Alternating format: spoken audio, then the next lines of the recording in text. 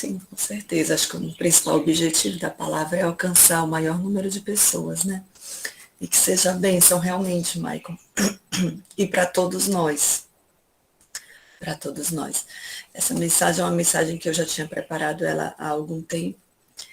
E particularmente ela me abençoou muito e me revela muitas coisas também. Tanto no aspecto da religião, da nossa vida espiritual, como também no conhecimento, em como esse conhecimento pode alcançar a vida das pessoas de forma prática, de forma realmente a levar bênção, a levar cura, que é o nosso maior anseio. Eu tenho dito assim que não existe nada que seja mais necessário nesses últimos dias. A gente vê muitos pedidos por saúde física. Nós sabemos que nós temos muitas pessoas enfermas, mas como o próprio espírito de profecia diz, Ellen White fala, né, em vários dos seus livros essa passagem é retomada, mas especialmente no livro Mente, Caráter e Personalidade, que dá o destaque que 90%, 9 entre cada 10 doenças que nós temos física, né, elas são decorrentes aí da nossa saúde emocional. Então, a nossa saúde emocional ela tem um valor importantíssimo. Né? Eu digo assim, Deus não é o segredo, é a central de comando ali, é onde Deus realmente diferenciou completamente de todas as demais espécies. E é por isso que ela acaba refletindo tanto na nossa saúde física. Então, nesses últimos dias, se nós cristãos tão somente conseguirmos obter saúde espiritual e saúde mental, certamente o reflexo disso na nossa saúde física vai ser benéfico. E aí, bom, então vamos lá. Essa mensagem, ela tem alguns objetivos. Na verdade, eu vejo, inclusive, ela se revela muito para mim, exatamente porque eu percebo ela muito rica. Ela tem uma infinidade, na verdade, de percepções. Ela me traz, primeiramente, um modelo do funcionamento mental à luz do que Cristo, né, planejou para nós. Então, a primeira riqueza que eu vejo é essa, é você entender como que Deus planejou, projetou a nossa mente. Também entendermos como que as coisas deram errado, porque que a nossa mente às vezes não funciona direito, o que nós podemos fazer por isso. E também faz a gente compreender, por exemplo, um pouco sobre esse discurso antagônico entre a religião, entre a fé, entre entre a religião, entre a ciência, entre a fé e a ciência, o que é fé, enfim, essa confusão que as pessoas fazem desde uns tempos para cá. Eu queria também sugerir para vocês a leitura do livro que deu origem a essa mensagem. Né? Esse livro, não sei se vocês conseguem ver, mas esse livro aqui, ele foi escrito por um psiquiatra americano, e ele é exatamente assim, o nome do título do livro é simples demais, eu posso deixar ali depois para vocês compartilharem nos grupos, o título, a foto da capa, vocês conseguem achar ele ali na lojinha aqui mesmo da gente, ali da Novo Tempo, e o título dele é Simples Demais, um modelo bíblico para a cura da mente. E eu acho fantástico. Vou tentar aqui falar resumidamente, mas ele conta que desde os primeiros atendimentos dele, ele atendeu uma jovem com depressão. E ele percebeu que ele se sentiu ali incapaz de ajudá-la. Então, através do conhecimento da Bíblia, do conhecimento espiritual associado à ciência que ele trabalhava, ele conseguiu compreender o funcionamento da mente e, a partir disso, ele começou a trabalhar, então, com as pessoas. E é interessantíssimo, porque eu assim, acho muito emocionante o fato dele não ter ajudado aquele primeiro caso, mas de ter servido para ele ir atrás de uma ferramenta, de uma estratégia, né, de uma técnica de atendimento, de trabalho, baseado na percepção, na compreensão da Bíblia, da palavra de Deus, né, da religião. E ele, então, dedica esse livro a essa jovem e se ela ainda tivesse ali com algum sofrimento dessa natureza, que ela pudesse encontrar esse material ali e obter as respostas e obter uma linha, um norte para o tratamento da vida dela e das dificuldades que ela enfrentava. Então, vamos entender um pouquinho como que é esse funcionamento da nossa mente a partir dessa percepção bíblica, a partir da compreensão de como Deus nos fez. Então, vamos lá. Aqui na tecnologia, né, no computador, nos nossos celulares, existe uma divisão das estruturas e dos recursos que nós utilizamos, e essa divisão é chamada de software e hardware. Normalmente, a gente aprende assim, o software é essa parte física, né, dos aparelhos, né, do aparelho, no caso aqui eu estou usando o computador, então o software é que toda a parte física. Perdão, o hardware é toda essa parte física. Já o software é todo o programa que está instalado aqui. Então, é exatamente com o software que eu tenho mais dificuldade, né, Edson? É com os programas, é como utilizar os recursos que eles nos dão.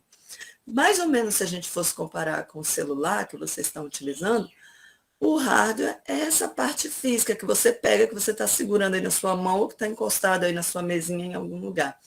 Né, o hardware. E o software ali são os aplicativos que você instalou nele, que você utiliza aí ao longo do dia a dia, como esse que a gente está utilizando agora. Esses aplicativos, se a gente for transpor agora, ou essa comparação, se a gente transpor para o ser humano, então, a nossa parte física, né, é o software, é o hardware. Eita, que eu estou trocando tudo hoje. E os aplicativos, né, são exatamente as aprendizagens que a gente vai tendo ao longo de toda a nossa vida.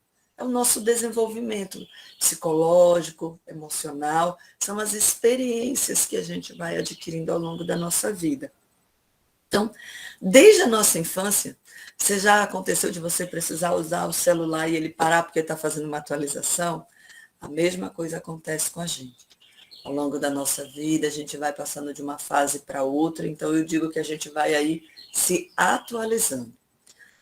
Certo. Então a gente já tem a parte física do ser humano, né? E temos aí os nossos aplicativos aí que foram instalados pelos nossos pais, pelos nossos amigos mais próximos, irmãos. Mas a gente tem também, dentro do nosso funcionamento e dentro do funcionamento aí dos aparelhos, a compreensão de que eles precisam de uma fonte de energia. Se você não carregar o celular, ele vai descarregar e você não vai conseguir utilizar nem software, nem hardware, nem nada. Ele precisa de uma fonte de energia. Nós também precisamos de uma fonte de energia. Essa fonte de energia aqui, nós compreendemos que é a fé. É o conjunto das nossas crenças e daquilo que nós vamos aprendendo a acreditar ao longo do nosso desenvolvimento. É interessante, por exemplo, que a grande maioria dos teóricos, especialmente na área de saúde mental, eles baseiam a sua teoria muito mais em conclusões, concepções filosóficas do que em ciência. Nós temos uma grande abordagem, um grande número de abordagens também que já buscam uma base mais empírica, mais científica, né, mais experienciada, fazendo testes. Mas a grande maioria ainda, né, ou pelo menos um terço aí, 2/3 dessa ciência, ela é embasada numa concepção filosófica. E eu digo sempre que uma concepção filosófica, ela depende de fé também, para que ela se comprove. Eu preciso acreditar naquela proposição que está sendo feita. Então, a nossa principal fonte de energia para o funcionamento dos nossos aplicativos aí é exatamente o componente fé. E aí vamos entender um pouco aqui o que é que Deus fez. Tem um gráficozinho agora aí aparecendo para vocês. Então, tem, né? Pronto. Esse gráfico, ele é basicamente como que funciona a nossa mente na perspectiva do que Deus fez para nós, certo? Então, como que Deus aí pensou o nosso funcionamento mental? Como que Deus aí desenvolveu o nosso funcionamento mental?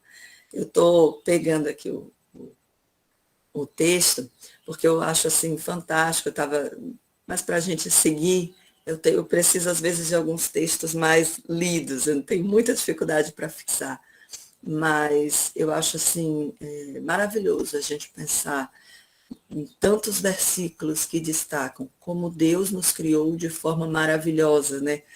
Davi, ele diz que de forma assombrosa, tu me formastes desde o ventre da minha mãe. Então, Deus realmente nos criou, nós fomos pensados, nós fomos planejados, nós não viemos ao acaso, porque nós temos um funcionamento assim que é muito detalhado, que é muito específico. Ele não é um funcionamento aleatório, ele não é um funcionamento que pode, como muitas pessoas creem aí, é, ter simplesmente surgido do nada, né? Então vamos lá. Deus desenvolveu em nós, na nossa mente, ele deixa na nossa mente o que nós conhecemos como cristãos de natureza espiritual. Essa natureza espiritual, eu digo que é exatamente aquilo que nos diferencia de todas as demais espécies. É tão interessante porque, se a gente for considerar, por exemplo, que a nossa natureza espiritual, ela, todos os elementos, todas as estruturas associadas à natureza espiritual, elas estão diretamente conectadas com Deus, mas elas nos fazem diretamente nos tornar seres pensantes. Eu acho isso assim, sabe? Deus não poderia ter usado uma estratégia melhor para nos manter conectados, para nos manter dependentes dele. Ou seja, a nossa natureza espiritual é que nos torna seres racionais. Então, a primeira estrutura da natureza espiritual é a razão. A nossa razão, ela é essencial, inclusive, para permitir que vocês estejam escutando todas essas mensagens, todas essas informações, e dentro de vocês permaneçam processando com o conhecimento que vocês já têm. Ela nos faz não só escutar, mas ela também nos faz pensar sobre o que nós estamos escutando. Por exemplo, quando você tem um bichinho, um animalzinho de estimação, você consegue ali, né, fazer ele aprender alguns comandos e simplesmente reagir a esses comandos, né? Às vezes obedece, às vezes tem um que é mais teimoso e desobedece. Mas ele sempre vai estar somente reagindo ao seu comando. Ele não vai estar processando, ele não vai estar questionando, ele não vai estar duvidando dos seus comandos. E a nossa razão nos permite fazer isso. Quando Paulo fala que nós temos que prestar um culto racional a Deus, e isso hoje, principalmente nesses dias que a gente vê o cristianismo, né, sendo as igrejas evangélicas sendo invadidas por um cristianismo que não estimula a razão, não estimula o pensamento, mas foca principalmente nas emoções, nos sentimentos, é um culto emocional, emotivo, com mensagens apelativas, com músicas que são, né, que despertam as emoções, né, sejam elas mesmo do choro, enfim. Mas você percebe que isso vai de encontro àquilo, não só que o próprio apóstolo Paulo diz, mas que também Deus já deixou em nós. E a nossa razão, ela é uma estrutura muito importante, especialmente no que diz respeito a como nós alimentamos a nossa razão. Do que nós alimentamos a nossa razão, seja no aspecto social da nossa vida comum, vamos dizer assim, seja no que diz respeito à nossa vida espiritual, com as mensagens que nós consumimos, com a origem dessas mensagens. Eu lembro sempre de quando eu estava dando aula na universidade, todas as vezes que eu ia falar para os estudantes sobre um novo teórico, eu gostava muito de estudar a vida do teórico, sabe? Eu dizia assim que era o momento de fofoca da aula. Então, vamos falar sobre a vida desse teórico aqui, vamos saber de onde ele veio, para onde ele vai, sobre a vida pessoal mesmo, sabe? Porque eu digo que isso acaba influenciando muito na teoria dele, a visão de mundo, a percepção, o tempo que ele viveu, as relações que ele teve. Obviamente, elas não têm como não impactar sobre a obra. Da mesma forma, hoje, quando nós escutamos algumas mensagens, ou lemos alguns livros, algumas fontes, algumas referências, eu alerto principalmente muitos jovens acerca disso. Nós precisamos saber a pessoa que está por trás dessa escrita. Vocês podem perceber, por exemplo, que a própria Bíblia, ela não oculta as características dos seus escritores, né? O autor é Deus, mas ele se utilizou ali de vários escritores, e o estilo, algumas características pessoais desses escritores, a gente percebe que Deus permite que elas se transpareçam nos textos. A gente percebe os textos de Paulo altamente complexos em alguns momentos, dado ao nível de estudo, e a gente percebe, por exemplo, a característica de escrita de cada um dos evangelhos, Mateus, Marcos, Lucas e João. Então, Deus permite que aquelas características pessoais, temporais da cultura em que eles estão vivendo ali, também apareçam, de certa forma, no texto, né, que eles estão trazendo. E, obviamente, respeitando sempre ali a normativa da inspiração divina, e nada se contradiz. Isso é uma coisa também que eu admiro muito na palavra de Deus. O fato de Moisés, que foi ali criado na corte do Egito, até João, que era um homem simples, no Apocalipse, você percebe a riqueza e o encadeamento de cada uma das mensagens, mas percebe também ali a diferenciação na forma e na escrita do tempo que eles estavam. Então, a nossa razão é, portanto, também o ponto que mais é atacado, o mais é comprometido por ideias, filosofias, né? E também, de certa forma, quando nós consumimos ali alimentos, primeiros pontos que é afetado de forma negativa. É interessante, por exemplo, que a gente vai ver um contraponto em relação, por exemplo, a esse consumo de, seja alimentos, açúcar, né, ou substâncias como álcool, enfim, outras substâncias químicas aí que comprometem, elas têm um efeito normalmente positivo nas emoções, você sente emoções e sensações positivas, mas inevitavelmente elas inebriam a razão. Entendem isso? Percebem isso na vida de vocês? Se você, por exemplo, olha para um alimento assim, um doce, né? O doce, ele traz uma sensação muito prazerosa. É tão prazerosa que se você está lá chateado, estressado, na TPM, né? Tem várias mulheres aqui hoje, se você está na TPM, ele vai ali te dar uma sensação boa e você vai automaticamente desconectar um pouquinho daquilo que estava te estressando ali, a tua razão, a tua consciência que estava te incomodando. Então, a primeira estrutura e a mais importante que nós temos aí, a que nos torna realmente seres diferenciados de todos os demais, é a nossa razão. E por que Deus nos deixou aí uma estrutura tão importante dentro do nosso funcionamento mental? Eu digo muito assim, tem aquela expressão que a gente sempre utiliza, Deus não faz por você aquilo que você pode fazer, né? Então, realmente, Deus, ele nos dotou de... Eu estava escutando ontem mesmo uma palavra, e eu ia até hoje pela manhã já começar a minha devoção a partir dessa leitura. E eu já estou entrando aqui nos minutos finais desse nosso primeiro encontro, porque eu imagino que o tempo seja esse. Vocês vão me ajudando aí a conhecer melhor a reunião, né, o encontro. Então, vamos lá. Em Marcos, acho que é capítulo 6, mais ou menos, onde tem aquele episódio da cura do cego, né? E aí aquele cego onde Jesus faz um barro e coloca aqui nos olhos dele, certo? A pessoa que estava conversando comigo, ela me trazia a seguinte versão, que havia um costume na época, naquela região, mas algumas pessoas podem ler assim apenas o texto bíblico e estranhar, então ela leu num comentário bíblico que havia um costume naquela época de se tratar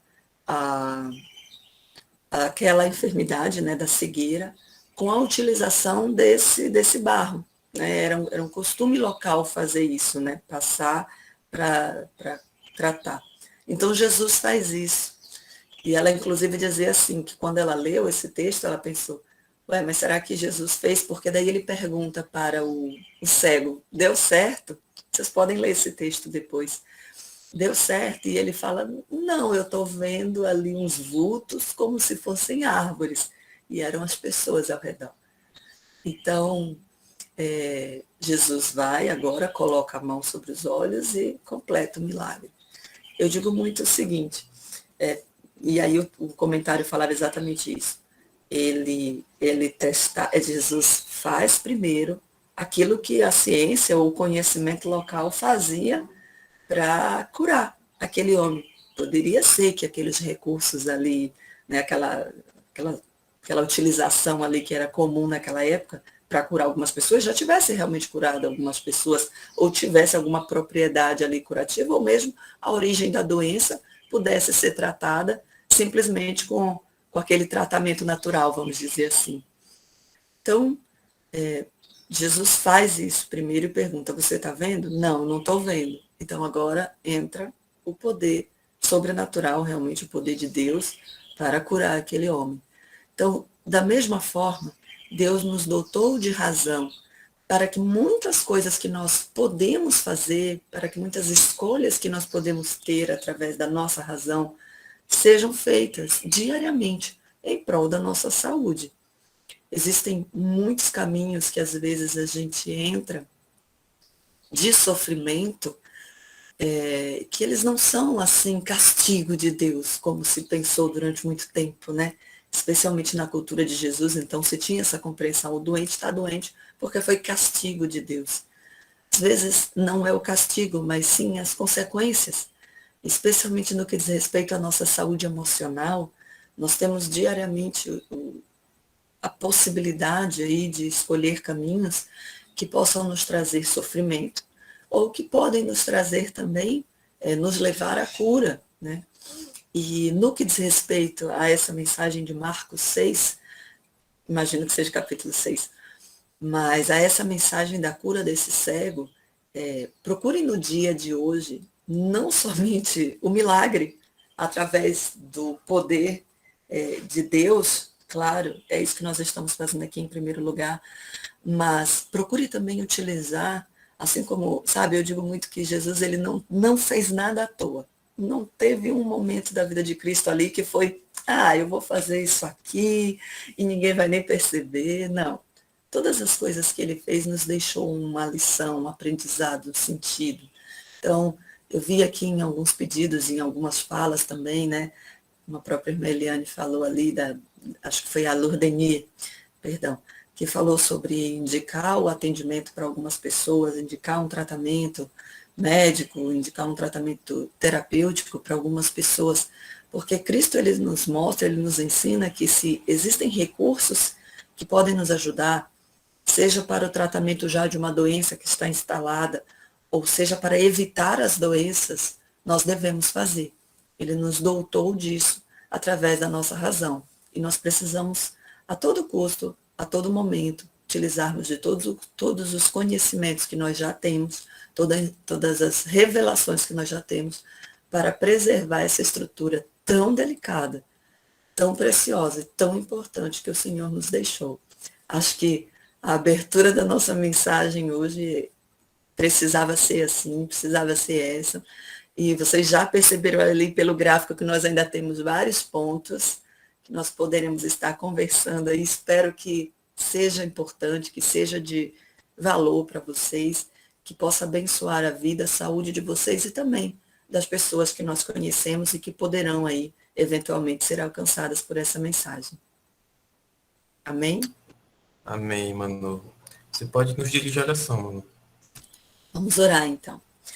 Querido Deus, amado Pai que está nos céus, Senhor, muito obrigada, porque mesmo depois de tantos anos com a nossa natureza física e mental prejudicada e comprometida pelo pecado, o Senhor ainda nos deixou aí verdadeiras joias dentro de nós para que nós possamos aprender, para que nós possamos compartilhar, para que nós possamos estar aqui nesse momento refletindo sobre os conhecimentos que o Senhor tem nos revelado. Nós queremos te pedir, Senhor, que ajude que cada uma dessas pessoas que estão ouvindo essa mensagem consigam colocar em prática na sua vida, consigam trazer para si, Senhor, através dessa mensagem, recursos para obter, Senhor, paz, para obter cura, para obter alívio das suas angústias e das suas preocupações. Nós queremos te pedir também, Senhor, que nos perdoe pelas nossas falhas, pelas nossas dificuldades, pelas nossas fraquezas, limitações, principalmente em relação às nossas escolhas nesse dia de hoje. Que o Senhor possa nos dar a cada dia mais, Senhor, discernimento, firmeza, né, para que nós possamos conseguir ali fazer escolhas mais saudáveis e que também nos aproximem mais de Ti. Nós te pedimos tudo isso e te agradecemos, não porque temos nenhum mérito, mas nos méritos de Jesus. Amém. Amém.